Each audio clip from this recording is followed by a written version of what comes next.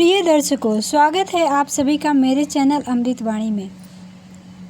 आज मैं अमृतवाणी में पिछले वीडियो का आगे का एपिसोड लेकर आई हूँ, जो कि परम पूज्य गुरुदेव के ही शब्दों में है।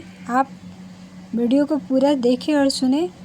अच्छा लगेगा तो लाइक ज़रूर करिएगा। धन्यवाद। क्या विशेषताएं होती हैं देवताओं में? मित्रों, प्राचीन काल के हमारे पूर्व पुरुष माता का दूध पीते थे और दूध पी कर के उनका न केवल शरीर बल्कि अंतःकरण भी इतना बलवान होता था कि वो देव मानव कहलाते थे। किस लिए देव मानव कहलाते थे? देव मानव इसलिए कहलाते थे कि उनकी विशेषताएं देवताओं जैसी थी। क्या विशेषताएं होती हैं देवताओं में? देवताओं में एक यह विशेषता होती है कि वे बूढ़े नहीं होते, जवान रहते हैं। इसका नाम है अजर अमर होना। सुना है आपने? अजर माने जिनको बुढ़ापा ना आता हो। देवता बूढ़े नहीं होते। मरते थे, हाँ मरते तो थे, पर बूढ़े नहीं होते थे, क्योंकि वे जिस माता का दूध पीते थे वह हमारी माँ ऐसी थी कि जिसका दूध पी कर के कोई बूढ़ा नहीं होता था। आज भी कोई बात लड़ाई झगड़ा हो जाता है और चैलेंज करते हैं तो कहते हैं कि यदि माँ का दूध पिया हो तो यह काम करके दिखा दे। माँ के दूध में विशेषता है, वह अमृत है और उस अमृत को हमारे पूर्व पुरुषों ने पिया था और पीने के बाद में देव मानव हो गए थे। जवानी उनके मरते दम तक रही थी। नहीं साहब, गलत बात है। जवानी मरते दम तक नहीं बनी रह सकती। आप शक न करें। मित्रों, मरना हर आदमी के लिए आवश्यक है। मरेगा तो हर आदमी, क्योंकि नेचर अपना काम करेगी। लेकिन बुढ़ापा आदमी का बुलाया हुआ है। शरीर के बाल सफ़ेद हो जाने से कोई बुढ़ा नहीं होता।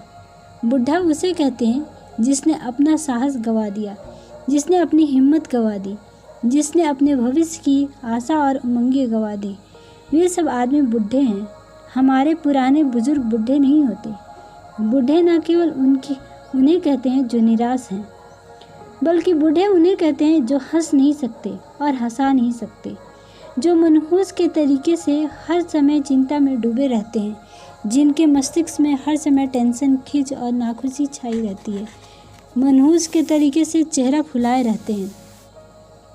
उनको हम क्या कह सकते हैं? देव माता थी हमारी, जो आदमी को हंसना सिखाती थी और हंसना सिखाती थी। ऐसे थे हमारे बुजुर्ग। देना जानते हैं देवता। मित्रों, देवताओं के अंदर एक और विशेषता होती है। क्या विशेषता होती है? देवता देना जानते हैं, और जो देना जानते नहीं वे हर जगह से सिर्फ एक ही फिराक में रहते हैं कि हम कहाँ से लें, किसके यहाँ हमको जाना चाहिए, माँ से हमको क्या लेना चाहिए, बाप की जागीर में से हमको कितना हिस्सा मिलना चाहिए, सास से हमको क्या मिलना चाहिए, ससुर से हमको क्या मिलना चाहिए, औरत से हमको क्या मिलना चाहिए, दोस्तों से हमको क्या मिलना चाहिए। हर आदमी से मिलने की ख्वाहिशें करते रहते हैं, देने की नहीं सोचते। मैं क्या कहूँ, बात आप पर लागू हो जाएगी तो आप नाराज़ भी हो सकते हैं, इसलिए मैं बात ज़्यादा नहीं मैं यह कहना चाहता हूँ कि देवता उन्हें कहते हैं जो देना जानते हैं, जिन्होंने देना सीखा है। पैसे जिसके पास ना हो तो क्या देगा? अरे बाबा, क्या आपसे मैं पैसे की बात कर रहा हूँ? मैं तो श्रम की बात कह रहा हूँ।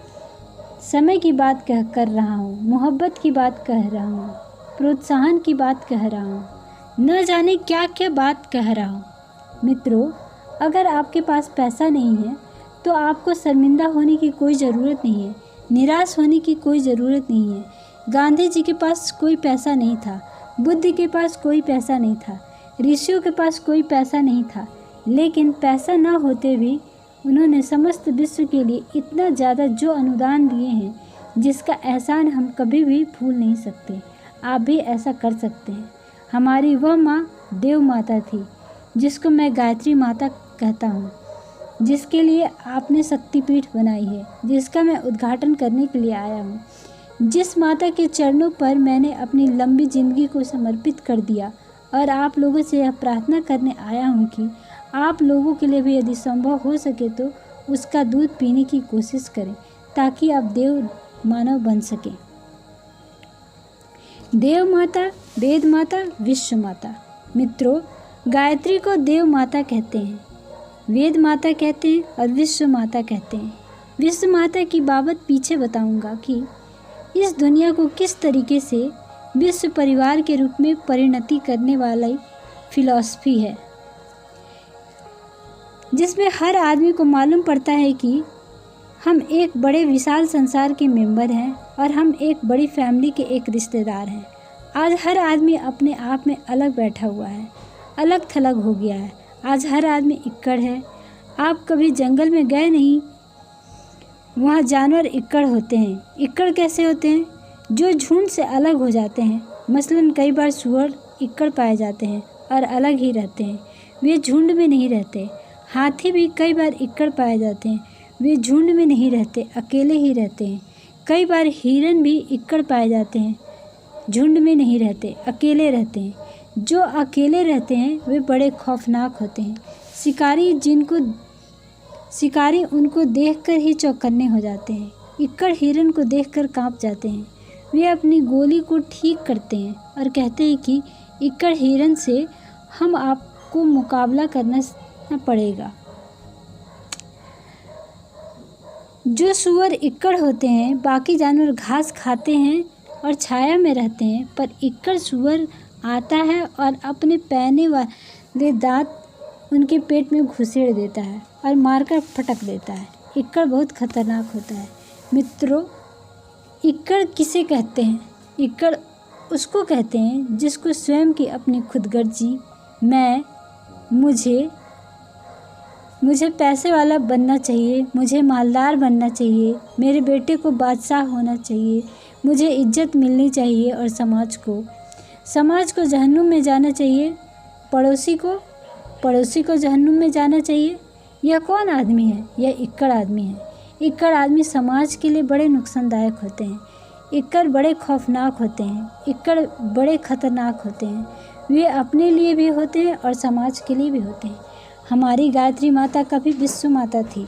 ऐसी शानदार विश्व माता थी जो हमको विश्व परिवार की भावना, वसुधैव कुटुंबकम की भावना सिखाती थी, जिसका परिणाम आपने देखा। हिंदुस्तान में जिन लोगों के पास भी विद्या थी, वे अपनी विद्या को लेकर न जाने कहां से कहां चले गए। 400 मील लंबे रेगिस्तान को पार करके चाइना चले गए, मंचूरिया चले गए, मंगोलिया चले गए, उन स्थानों पर चले गए जहाँ की आज भी जाना मुश्किल है। हिंदुस्तान की सीमा को पार करके टूटी फूटी नाव में सवारी करके अमेरिका जा पहुँचे। अमेरिका में आप कैलिफोर्निया का इलाका देखिए, बहुत सारे इलाके देखिए। वहाँ भारतीय सभ्यता और संस्कृति, जिसके बारे में अब पता लगा है। पहले कहते थे कि कोलंबस ने तलाश किया जहाँ रेड इंडियंस रहते हैं। अब मालूम पड़ा कि वहाँ मय सभ्यता थी।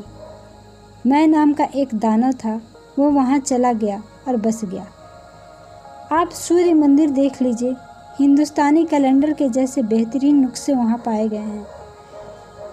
हिंदुस्तान में भी वही पाए गए। लोग न जाने कहाँ कहाँ से चले जाते थे। मित्रों, वे कौन थे? वे लोग वसुधैव कुटुंबकम की भावना को लेकर के गए कि हमारे पास जो भगवान ने दिया है उसे हम बांटेंगे। जहाँ कहीं भी गरीब रहते हैं, पिछड़े रहते हैं, हारे हुए रहते हैं, थके हुए रहते हैं, उनको हमको बांटना चाहिए। ऐसी थी हमारी गायत्री माता, जो विश्व माता कहलाती थी। और विश्व माता हर नागरिक को यह कहती थी कि हम एक ही माँ के बच्चे हैं, हम सहोदर हैं। आप बड़े हैं तो अकेले खाने का हक नहीं है। आप कमा तो सकते हैं, पर छोटे भाई बहनों का क्यों ख्याल नहीं करते? छोटे भाई बहनों को पढ़ाएंगे नहीं, बहन का ब्याह नहीं करेंगे। आप बड़े हैं तो इसका मतलब यह हो गया कि आपको औरों का भी ध्यान रखना चाहिए। विश्व माता अपने बेटों से कहती है कि जो भी अक्लमंद है, जो भी समझदार है, जो भी बुद्धिमान है, वे अपने से गए गुजरे लोगों को, पिछड़े लोगों को, हारे हुए लोगों को, थके हुए लोगों को हैरान हुए लोगों को उठाने में मदद करे। यह भी विश्व माता जो हमारे फिलॉसफी हमको सिखाती थी, वह देव माता थी, वेद माता थी। तो अभी इस वीडियो का भी समापन नहीं हुआ है, इसमें 2 एपिसोड और बनेंगे, नहीं तो वीडियो ज़्यादा लंबा हो जाएगा और काफ़ी बोरिंग लगेगा। लेकिन यदि आपको वीडियो पसंद आई हो तो प्लीज़ लाइक करिएगा, और चैनल पे पहली बार आए हों तो सब्सक्राइब करिएगा, लाइक करिए, शेयर करिए, और हमारे वीडियो को अंत तक देखने के लिए आपका बहुत बहुत धन्यवाद। आपका दिन शुभ हो।